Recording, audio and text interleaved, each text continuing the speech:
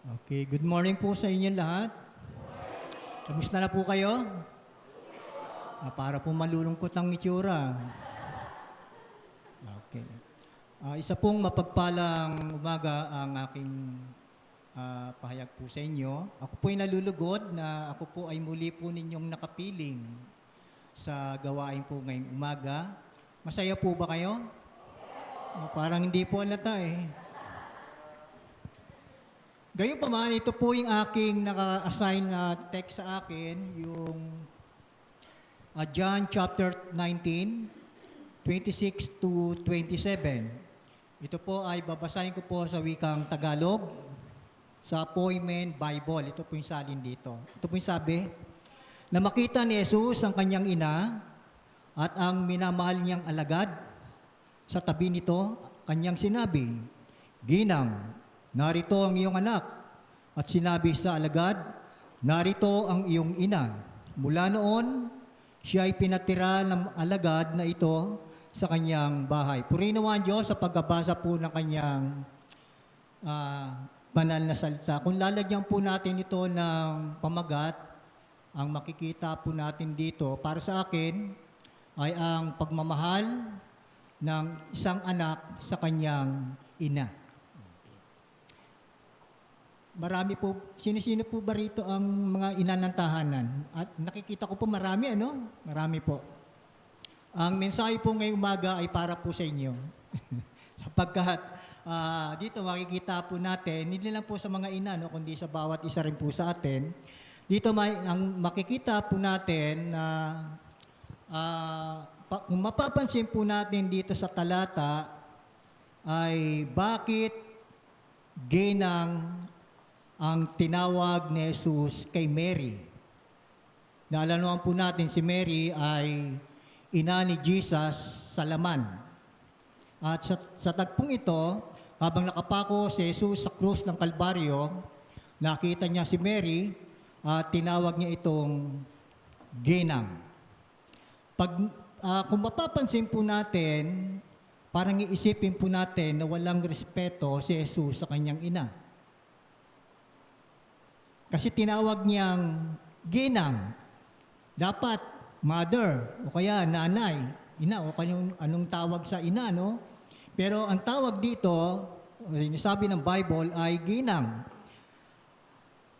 At kung makikita po natin sa Greek word, ang ibig sabihin po nito, yung woman was a highly respectful and affectionate mode of address. Yung po yung sinasabi po dito.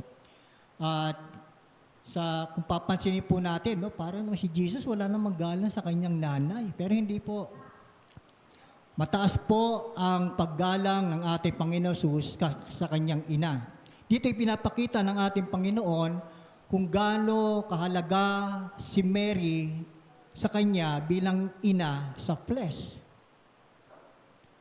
Now, ang tanong nga po dyan, lahat ba ng ina ay, ang tawag doon? Ang lahat ba ng ina ay mabuti? O kung papansinin po natin, no? Hindi lahat ng nanay o ina ng tahanan ay maganda ang treatment sa kanilang mga anak.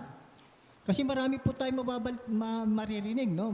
Malalaman na kwento na may mga magulang o may mga ina ng tahanan na hindi maganda yung treatment nila sa kanilang mga ina o sa mga anak. Now, ang tanong dyan, dapat ba natin silang bigyan ng paggalang? Yes. Ayun po yung sabi ng Bible, di ba? Basahin po natin sa Bible, yung Ephesians. Sabi po dito, Ephesians chapter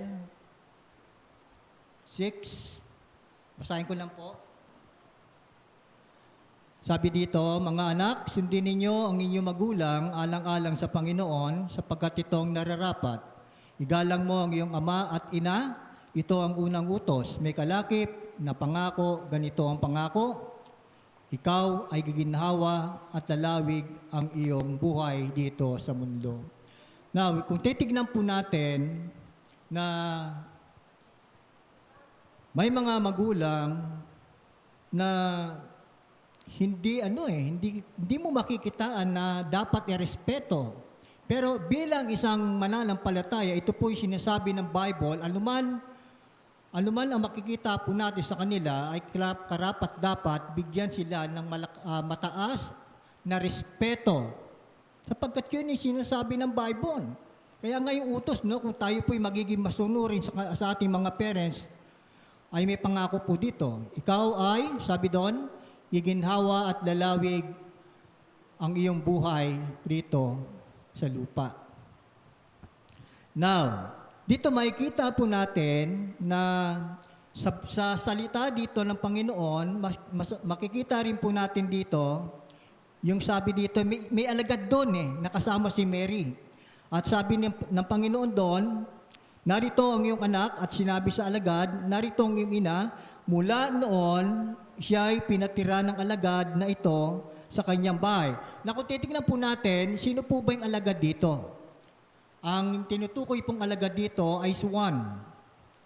Si Juan ay malapit kay Jesus, nakapagpahayag ng salita ng Panginoon at pinagtitiwalaan ng ating Panginoong Hesus.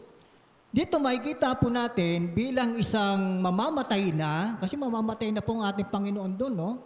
Ipinagtagubilin ni Jesus ang kanyang ina kay John, na isa ring mapagkakatiwalaan tao, sapagkat alam niya kung si John ang kanyang pagtitiwalaan, magiging maganda ang sitwasyon ng kanyang ina pag wala na siya sa mundo.